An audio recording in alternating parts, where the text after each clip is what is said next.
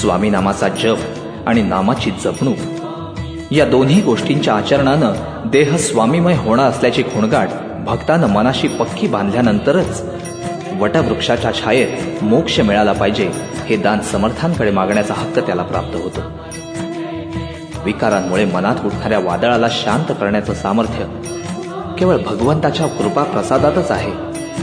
यावर विश्वास असणारा भक्त पाणावलेल्या नेत्रांनी म्हणू लागतो, स्वामी स्वामी जपता मनी मी, देह स्वामीमय व्हावा, वटवृक्षाच्या छायेतच मज ऐसा मोक्ष मिळावा.